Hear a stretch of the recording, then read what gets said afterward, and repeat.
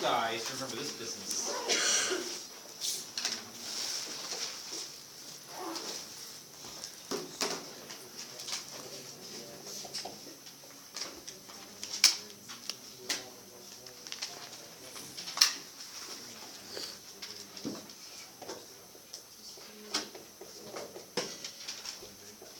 So you guys humor me. What is that point in your circle associated with T radians? Cosine T sine T. I agree. In fact, these functions are so important, I might as well give them a name. Also classify these two functions as two of my circular functions for the obvious reason. I'm using the unit circle to describe these functions merely as x and y coordinates of points in the circle associated with T radians. So again, I'm going to refer to these as circular functions.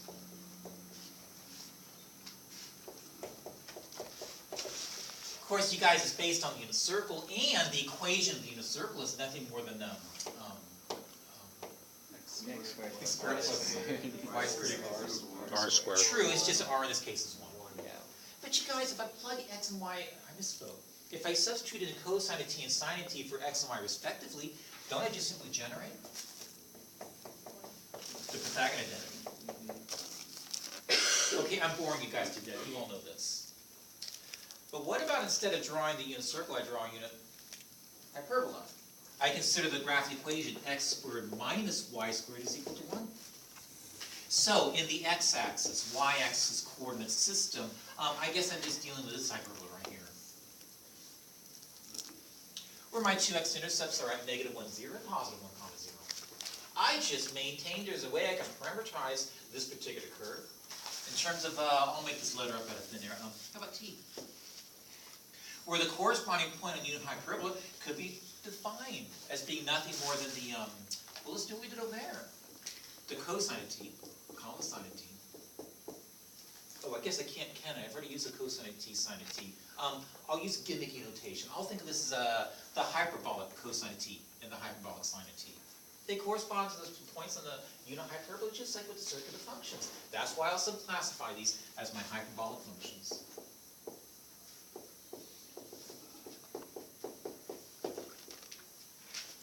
As a matter of fact, to get the corresponding identity with hyperbolic functions like you did with circular functions, that would be the Pythagorean identity, let me be this lazy. I will pick this beast up and this beast up, substituting for x and y in this particular equation respectively, and I think that generates the corresponding identity that correlates the Pythagorean identity, namely the square of the hyperbolic cosine of t minus the square of the hyperbolic sine of t is equal to 1. My fundamental identity for the hyperbolic functions. Now, I think this is an approach you probably wouldn't see in most textbooks, to be honest with you. Most texts will define the hyperbolic cosine function in this fashion. Namely, that it's nothing more than e to the t plus e to the negative t all over 2. A textbook would typically define the hyperbolic sine of t in a very similar fashion. I just kind of like this description or this definition of hyperbolic functions because it just beautifully matches what you guys did with circular functions. It shows it's so darn related. Now I gotta confess, if you treat this as your definition of hyperbolic cosine, it does really look a lot different than those cosine and sine functions. What does a cosine function, hyperbolic cosine function look like? Anybody? Yeah, I think it does kind of look like a parabola. If here's a t-axis, here's the y-axis. Let's be lazy. Let's just draw this thing, because I can. We know what it looks like. And I can draw this graph. We know what it looks like. Now, if I were to graph the equation here, where I'm summing these things together, you guys, wouldn't it just be a graphical addition? So I think when x is 0, I misspoke, I said x. I meant when t is equal to 0, since each of these y values are going to be 0, or be positive 1, I think I'm going to have an intercept of positive 2. But look at the way I'm defining this curve. What do you think it looks like as t increases? Use words. Closer and closer to the x. Perfectly put. I think graphically speaking, this graph is going to get closer and closer to the first exponential curve I sketched. Actually, I think that first exponential curve I sketched is basically acting as a non-linear asymptote for the graphic equation I'm drawing now. Do you guys see why? Because as t increases more and more, I think this term right here is getting closer and closer to 0. And so what I think is happening with the graph of this equation is that it's getting closer and closer to the graph of the first exponential curve. I think exactly the same thing happens in the other half plane with the other dotted curve. Okay, so I blew it. That's not what we really want. We really want y being equal to e to the t plus e to the negative t all over 2. Well, you guys, that's just a scale change, a compression towards the ts, a compression along the y-axis by a factor 2, and I think my corresponding hyperbolic cosine function will look something like that in blue. Are you there? Whereas I think the non-hyperbolic cosine, the standard cosine, looks more like your sinusoidal wave. And I know they look dramatically different. They overlap beautifully. You don't see the overlap because what you're looking at in blue is in a two-dimensional system. And what you see with the sinusoidal wave is also in a two-dimensional system. But think about it. With this equation right here, if I allow both t and y to represent complex numbers, each of which actually has two components, then I think the graph of this thing, if you allow t and y to be complex numbers, lives in a four-dimensional space. And if you're in that four-dimensional space, there's a beautiful interaction between hyperbolic functions and circular functions. Let me give you one such relationship. This is a true statement. The hyperbolic cosine of, I don't know, a plus vi is the same. It's a cosine of b minus ai. And this is true with a lot of them, with all the functions. If anybody's going to take honors, maybe in maybe 33. How many take honors in 33?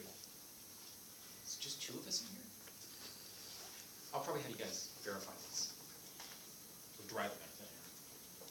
Sorry, I got it like it wasn't intended. You guys, something else about this blue curve? Structurally, it's extremely interesting, particularly for engineers, because if you have 2 people standing close together, and you allow them to have a rope or a chain sagging in between. A catenary curve. Yeah, that's a catenary curve. It's nothing more than your hyperbolic cosine function with various coefficients on the inside and the outside. My partner last year was talking about how there's always going to be like a little divot thing, not divot, but like it's always going to bend just a tiny bit because of gravity. Like when you have like a rope and you have it taut, it's still going to be bent a little tiny bit because of Yes, gravity. that's true. That's very true. Yeah, I agree. It was really interesting about this is that you have so few opportunities in your mathematical career to see a relationship between algebraic and transcendental functions. That is a transcendental function because it's defined in terms of exponential functions. However, some aliens are shooting at us. It is a case that if I evenly disperse weights along this sagging cable, maybe even put a road bed down below, it literally changes the shape of that curve. And mathematically speaking, I can model it with an equation of this form. This simple. One of the few relationships you have seen, or you will see, between algebraic and transcendental functions. This is pretty slick stuff. So everybody, I defined 2 of my hyperbolic functions. I refuse to define the others in any sophisticated fashion. I'm going to cheat.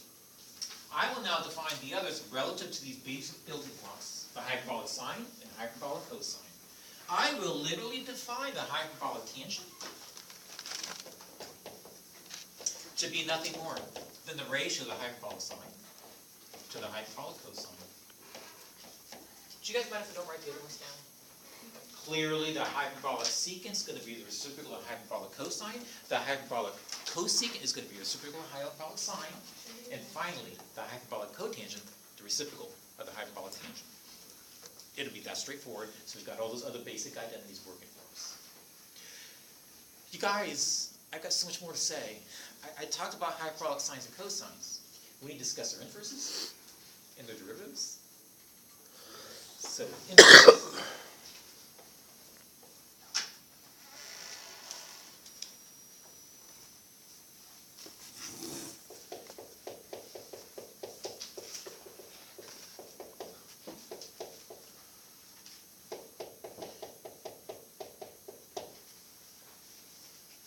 For those who don't know me, please interrupt me mid-sentence, I don't mind. To find the inverse hyperbolic sine, all I'm going to do is play my math D game. Actually, I'm not exaggerating. I have my math D students do this. I have them derive the hyperbolics, inverses. It's this easy. Don't cancel your math D class next semester. I want to sit in on it. So all I'm going to do is play my math D game. I'm going to replace f of x with y. I'm sorry, I'm talking too fast, you guys. I'm trying to come up with the inverse hyperbolic sine. So I'm just rewriting this equation using y instead of f of x, just because I like my equation in terms of x and y's. And I will now dive in and interchange variables. And if I can solve for y, then I get an idea what the inverse hyperbolic sine function looks like. It's just that I think this SINH garbage is just a gimmicky name for this.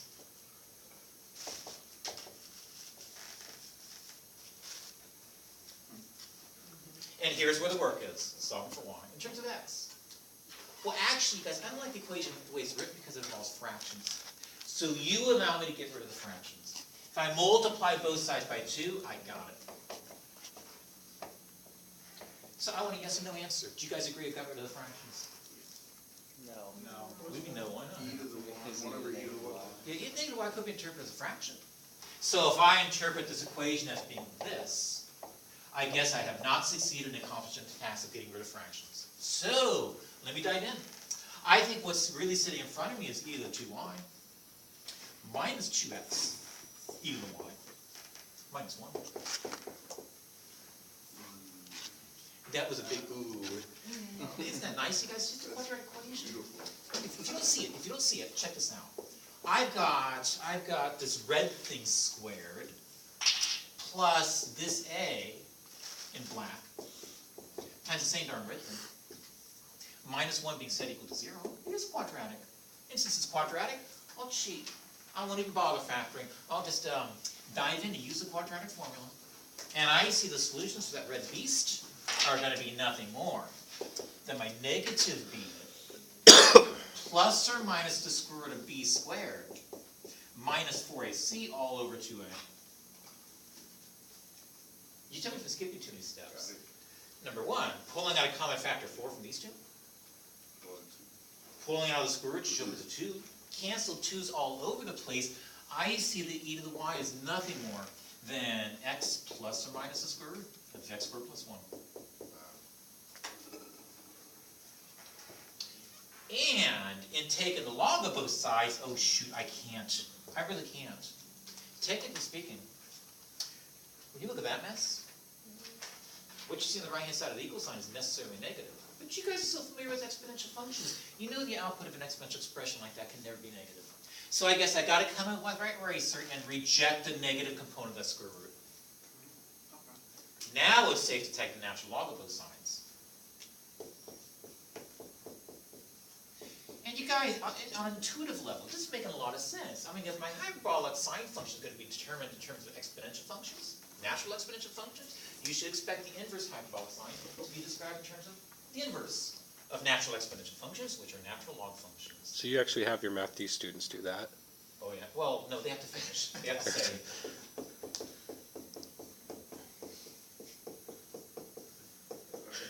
That's cool. You're so mean. No, it's just an application of quadratic formula. Or you would write this. That's right. You guys have to sit in your seat. You have to admit, this is really basic stuff. Yeah. So can I show you what this looks like? I said inverse hyperbolic sine of t is natural log of t plus root t squared minus plus 1, excuse me. But it is a case that the inverse hyperbolic cosine of t, using the same logic, same argument, can be generated, but it'll look like a natural log of t plus the square root of t squared minus 1. It is a case that the inverse tangent, I think I misspoke, I meant inverse hyperbolic tangent of t is nothing more than, you know what? It's 1 over 2a plus or minus Oh, you're 2x. You're thinking of the antiderivative, antidifferential, which is related to this. It's 1/2 natural log. 1 plus 2. Over 1 minus 2. Very nice. To be there. Can you show us how you got to that step? How I got it? The tangent inverse, the tangent hyperbolic inverse. You just do a sine over cosine and Yeah, exactly. simplify, but can you just show me the simplification process? But when it comes to the inverse hyperbolic tangent, I think I would go through this argument over here instead. I would have said, let's consider the output of the hyperbolic tangent, which could be interpreted this way, e to the x. Well, you guys tell me. Minus e to the negative x over. E to the x plus e to the negative x. Oh, shoot. Like in Math B, you would interchange variables. Why did it become f to the negative 1? What was that? I'm sorry. Why did it become f of negative 1 to x out of the y? It didn't. The question was, if f of x is equal to the hyperbolic tangent of x, then what does this thing, what does that equal? From that kind, generate the output of the inverse function graph. So I'm going through all this work to find out what question mark is, what the output is. And it'll look just like that over there. And all you're going to do, Brett, is take this equation, get rid of fractions. I've got yet again an x e to the y plus x, whoops, I said, x e to the negative y equal this. You'll get rid of fractions again.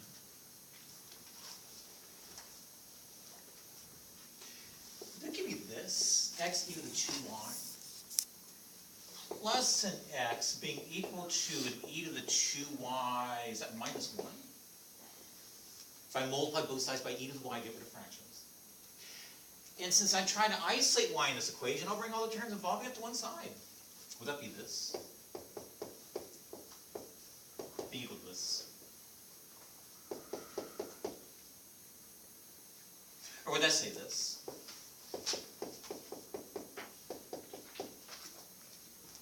Oh, but shoot, that means, uh-oh, did I lose a 2, you guys?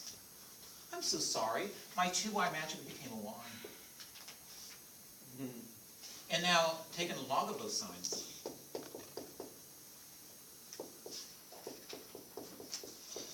You guys can I stop? Divide both sides by 2, that's where the coefficient comes from.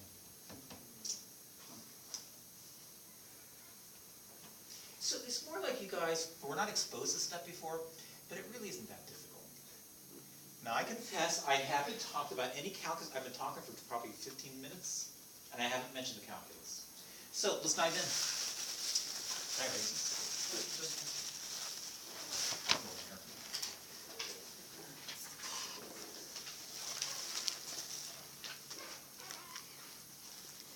So I maintain to differentiate with respect to x something like the hyperbolic cosine of x is this easy. It's just differentiating with respect to x this alternative name for the hyperbolic cosine of x. But isn't that an absolute 100% piece of cake? Again, x is magically becoming y's.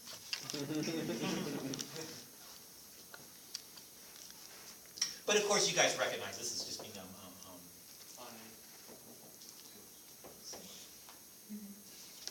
So, using the same logic, we can derive the derivative for all these functions. It turns out to be the case to differentiate hyperbolic cosine. Well, we've already shown that. But in differentiating with respect to x hyperbolic sine, this is looking so much like your circular functions, well, with the exception that I don't get a sign change here. That's SIG and not SIN. And I think to differentiate with respect to x the hyperbolic tangent of x, as you would expect, I'm simply going to generate the inverse hyperbolic secant of x times the inverse hyperbolic tangent. I misspoke. I meant inverse hyperbolic secant squared. It turns out, to differentiate with respect to x, inverse hyperbolic secant, you end up getting, actually this time a sign change. The negative hyperbolic secant times hyperbolic tangent. And to differentiate with respect to x, So really quick, why do you get the sign change on that one? it comes from the exponents Comes from the exponents? for the e's. Oh, You also get a negative.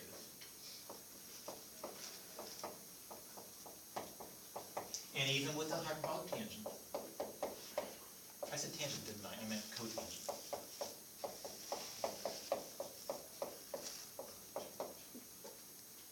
So I confess, there are some issues in that the sign changes you see in some of these is not the same as what you saw with the circular functions.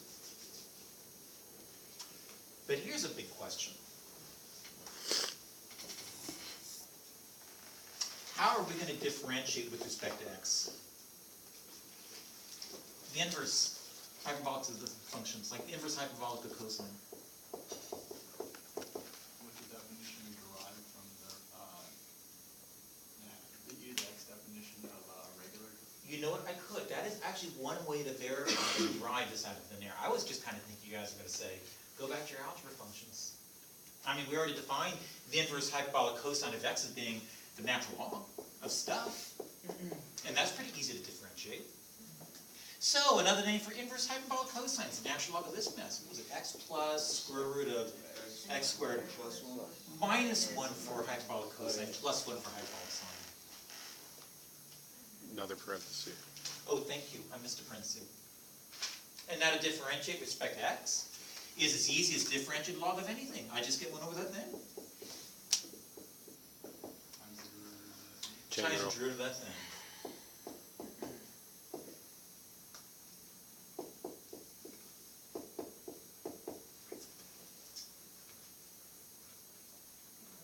Oh shoot, that looks nasty. But it's not. Because I think I merely have a 1 over something. And if you guys allow me just a brief moment to perform some math D gymnastics and rewrite what you see inside the parentheses as a single fraction, it's going to have a common denominator of root stuff. It's just that its numerator is going to be nothing more than root x squared minus 1 plus x. What you see in red upstairs and downstairs are essentially the same. They cancel, and I'm merely left with 1 over the square root of x squared minus 1. Are you there? Not yet. Nope. You don't like it, Kevin? It's pretty straightforward.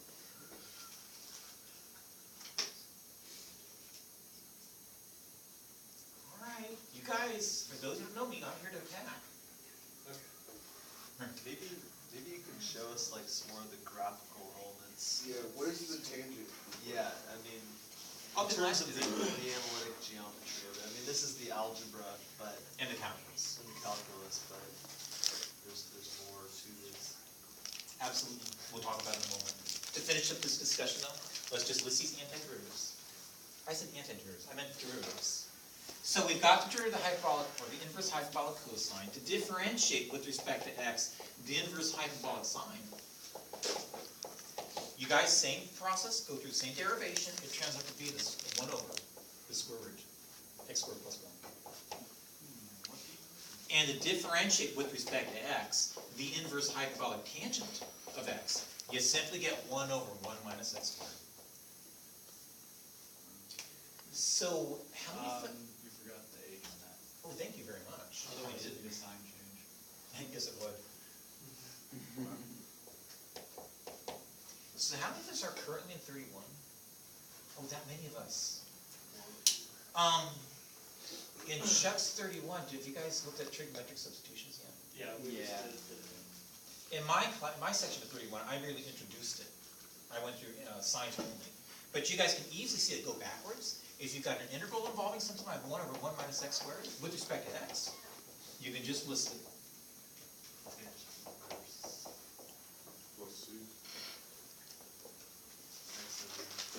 Oh, maybe if you don't know the inverse hyperbolic, it's okay. You can just simply use a trig sub. But if you're not happy with trig subs, that's okay for you Math 31 graduates. You can also use, Hyperbolic subs. well, but if you don't know hyperbolics, What do you mean parts by parts? You can split it up and do partial Partial fraction fraction decomposition, decomposition. if you really wanted to. So if you say, ooh, you don't like partial fraction decomposition, from here on out, you can just list the answer. Mr. Belligan, maybe it'd be better to write it in the form of the 1 over a tangent inverse of x Yeah, over a, that's because the 1 can turn into anything. Yeah, I know, I only wrote it this way initially, because you can see clearly I'm just going back. But when it comes to a squared minus x squared, you simply get 1 over a, inverse hyperbolic tangent of x over a. Very much like the tangent function. So if you were adding a's into expansion, the derivatives of the inverse would be, That's true. So in other words, if you replace this x with an x over a, you get one. then this becomes an a squared. I'm just sort of a dumb question, so what's the integral of tan hx, or sin hx, inverse? Okay, you asked. Yeah, that's a good question. Those are more complicated integrals, but They're more complicated. yeah.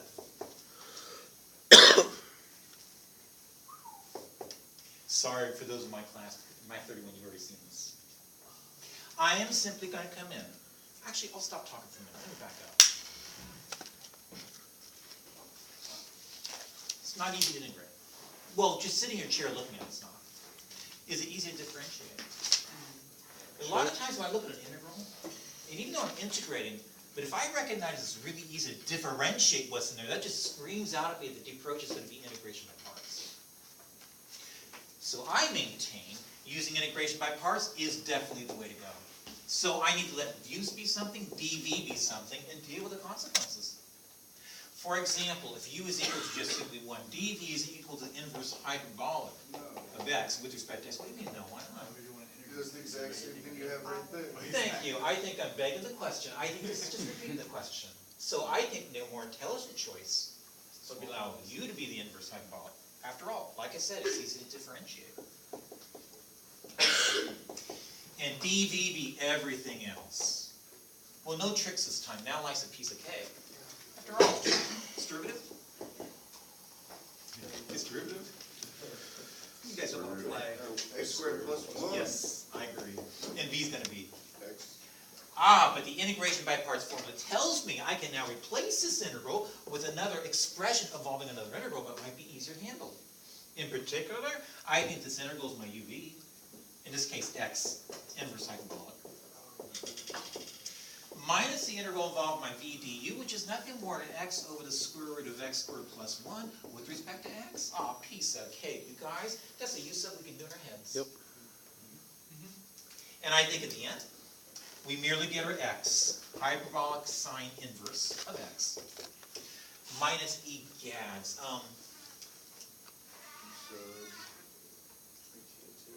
Is it just a root x squared plus 1?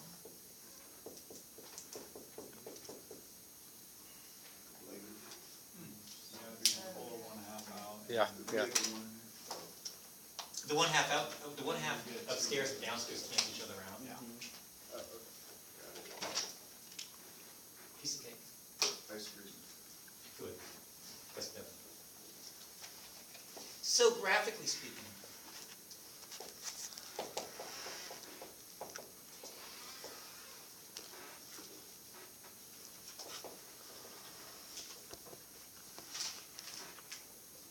we sketched that one, didn't we?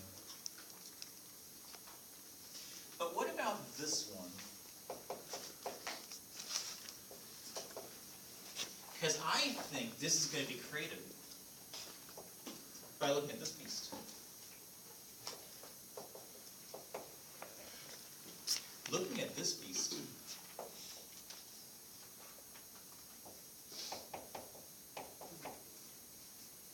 Adding them together and dividing by 2. But isn't that going to look more like something like this?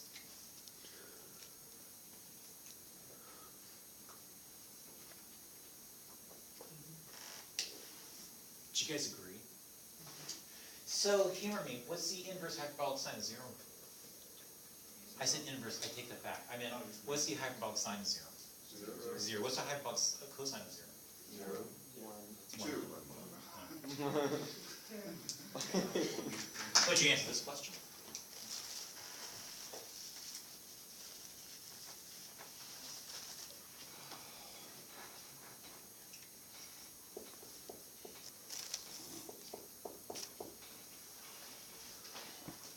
No, I didn't mean that. I meant this. That was too easy.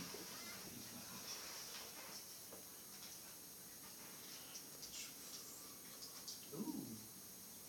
Just plug into that. You just plug into that. Into the inverse.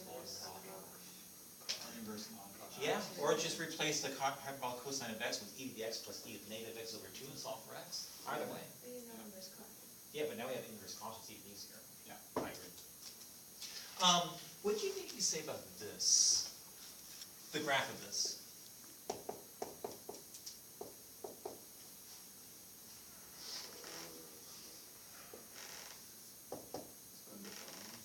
Randall, you and me talk about graphs.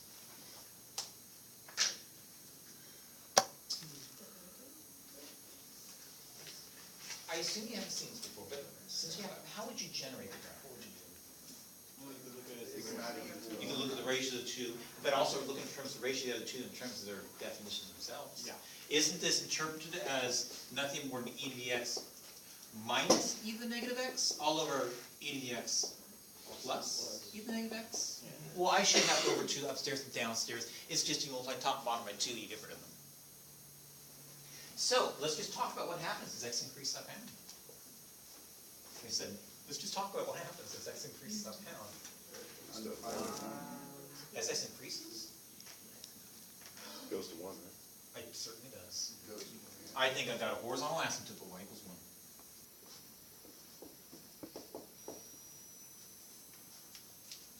What else? Horizontal asymptote of y equals -1. Where'd you get that? See the graph. You've seen the graph. I think as x decreases up bound, this thing goes to 0. That thing goes to 0. But these two increase up bound same rate. Oh, but shoot, one's got a sign change. That's all I'm doing. And if you went right out with the limit notation, I could do that. Sure. What I mean is this. If I take the limit as x decreases with up bound of this piece right here,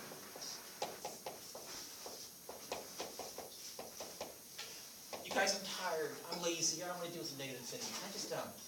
Can I change it? I think this is nothing more than a limit. As x increases with up bound, I'll just replace every x with a negative x.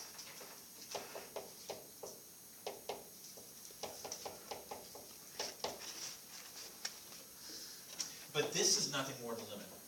As h increases up bound of 1 over e to the x minus e to the x, 1 over e to the negative x, excuse me, positive x, my goodness, plus e to the x. But jeepers, as x increases up bound, these two go to 0. And now I think I'm merely left with the limit, as h plays its game, of the ratio of these two things, but since they're going to the same place and one's got a sign change, I think the limit of x is simply -1. I don't have to do any more writing. Yes, Michael? Why is on the second limit, there's an h as it goes to infinity, where the top goes, x goes This is Harry Potter mathematics. I like H's. What do you think you guys can say when x is equal to 0? In terms of y value, rather, please. 0. Yeah, I think it's definitely 0 because I think when x is 0, I got a 1 minus 1 over 1 plus 1. And so I guess as x increases up bound, I'm going to start hugging this horizontal asymptote, but as x decreases up bound, I'll hug the other one. Looks very similar, doesn't it, to the graph of the inverse tangent function? It's just that for the inverse tangent function, your horizontal asymptotes are y equals pi over 2 and negative pi over 2. I agree. What do you think? Piece of cake? Interesting. All you have to do is look at limits. And maybe look what happens at x equals 0. What about some of the other ones like hyperbolic cosecant? When it comes to hyperbolic cosecant, this can be interpreted as 1 over hyperbolic sine. But that could be interpreted as nothing more than 2 over e to the x minus e to the negative x. So let's just play. Here's my x-axis. Here's my y-axis. If x is equal to 0, what can you say about the output of this function?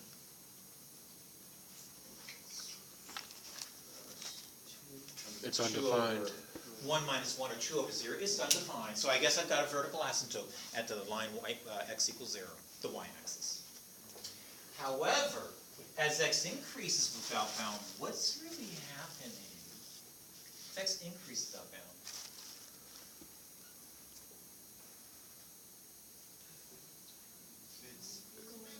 It's going closer to 0. it's getting closer and closer to 0. Because I think this term right here downstairs is going to 0. But this one's going to increase that bound. Yeah. So I think it is going to increase, or going to go to 0. And so graphically speaking, maybe something like this. And do you guys mind if we just quickly do the other one, because it's going to be, is it going to be negative?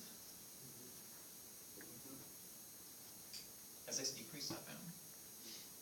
Well, you could, like you did before, you could treat it as just increasing about the sign changes on the x. And replace every x with negative x, and all of a sudden that leading term downstairs becomes negative. I agree.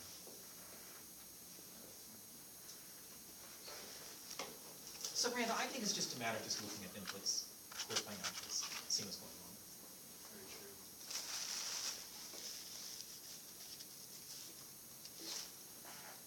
Do you guys think I made a mistake? Because what would the There's limiting values. domain of this be? Um, If I'm right, what's the domain of this function? Negative. All real, Except except Except zero. 0. I think it makes complete sense, after all. When it comes to y being equal to the reciprocal, which is the inverse or hyperbolic sine of x, didn't it look something like this? Sort of like my distance function. Its domain was all real numbers. However, when x is equal to 0, the corresponding y value is 0 in a hyperbolic sine function. Therefore, when you reciprocate all these real numbers, you get another real number with one exception when you reciprocate 0, which will be undefined when x is equal to 0, and that matches up beautifully with what we have over here. So you believe me that we didn't make a mistake? What else? So we could look at hyperbolic secant as well. So when it comes to hyperbolic secant,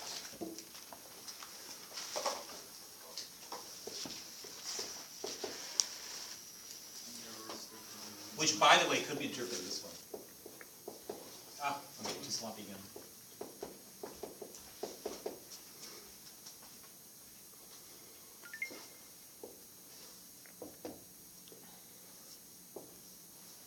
So you guys humor me. As x either increases or decreases up bound, what are the y values?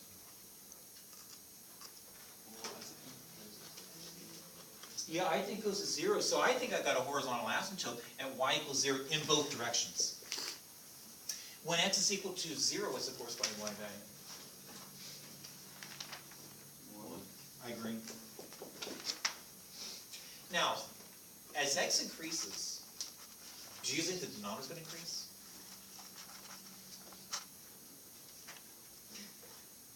Yes. Yes. Clearly. And so I think as x increases, my y value gets smaller.